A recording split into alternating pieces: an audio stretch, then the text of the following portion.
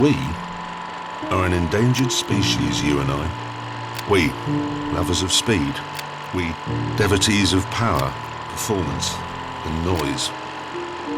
Go away, we are told, and take your carbon fibre and your fire-spitting V12s with you.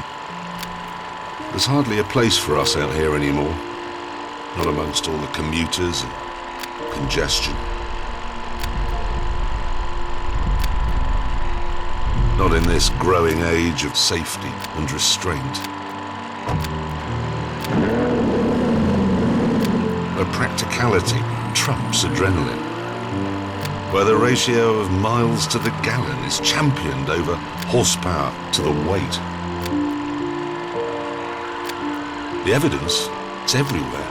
You and I are being squeezed out, pushed aside and hunted down at every hairpin turn.